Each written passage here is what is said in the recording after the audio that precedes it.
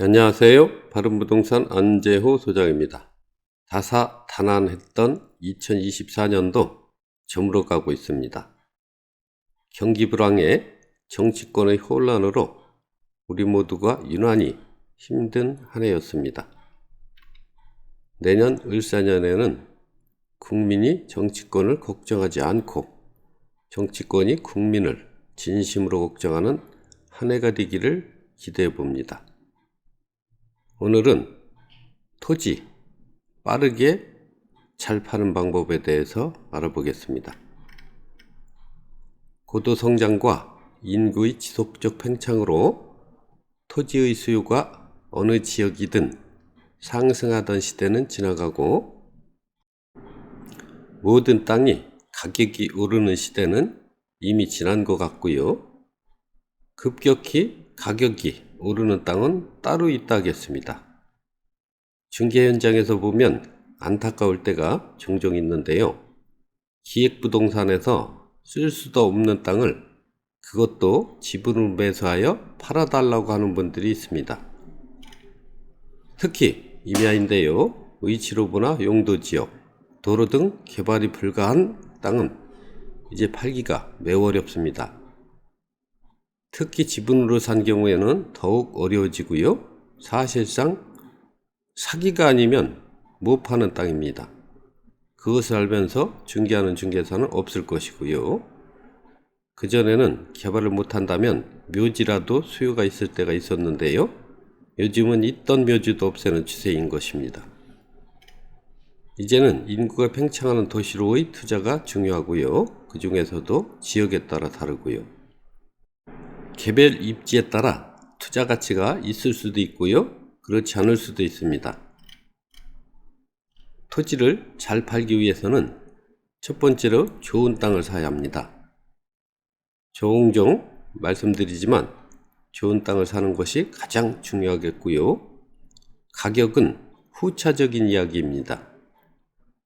좋은 땅은 현재 가격을 좀 더 주고 사더라도 짧은 시간 내에 가격 상승이 되므로 좀 더 주고 산 금액을 조기에 상쇄하니까요.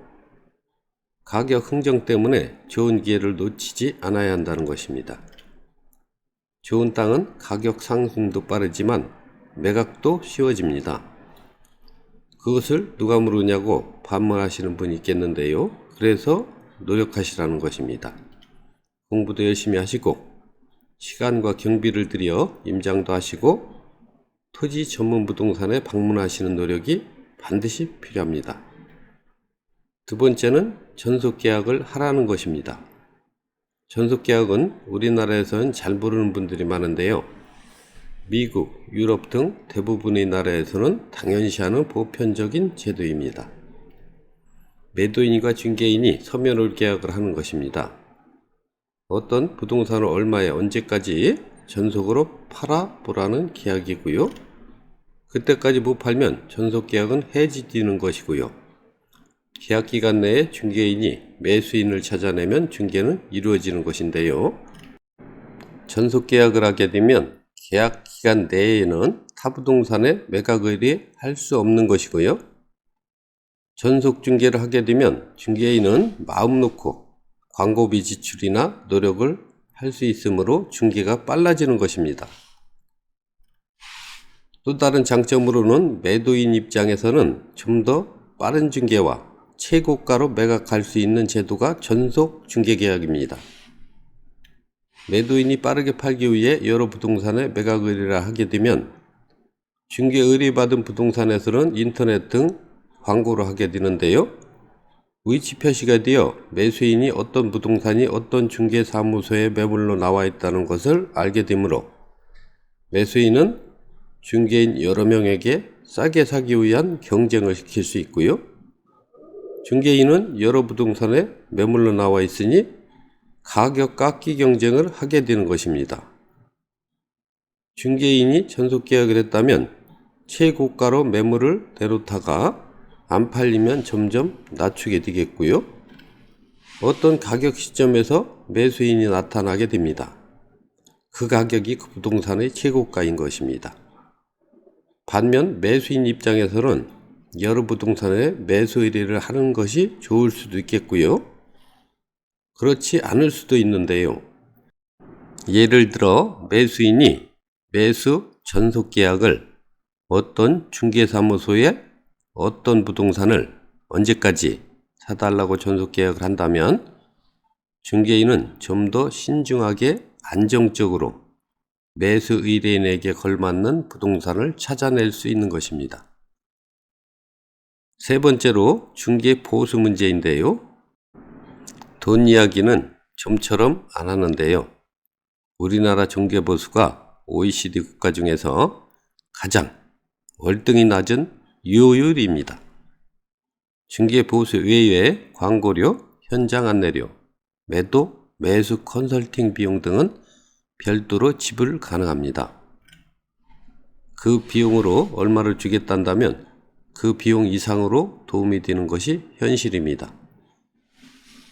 매도 의뢰인이 여러 군데 부동산에 매각 의뢰를 하면 매수인은 여러 부동산의 가격을 깎아달라고 하겠고요. 매도인 입장에서는 여러 부동산에서 사겠다고 관심을 갖는 매수인이 있다 하니 가격 깎기는 고사하고 올리는 수도 있는데요.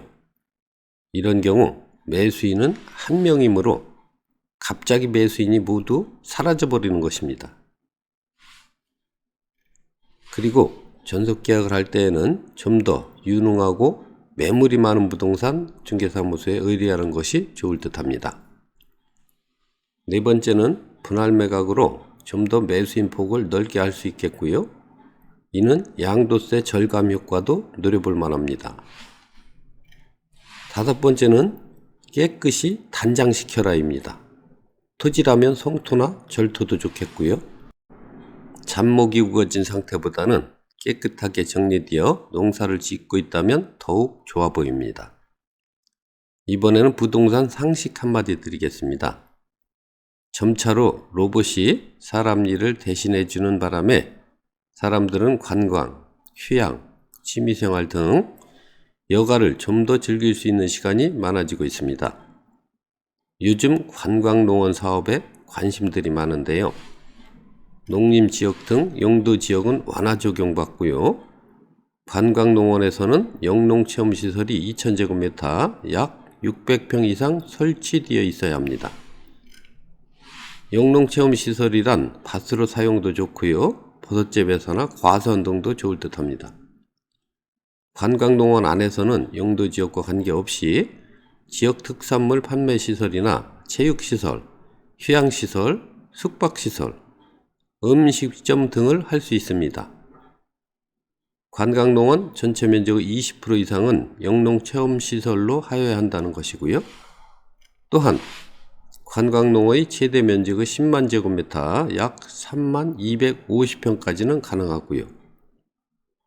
자격요건으로는 농업인이 되려는 자, 어업인, 농업법인, 농협, 수협, 산림조합 가능합니다.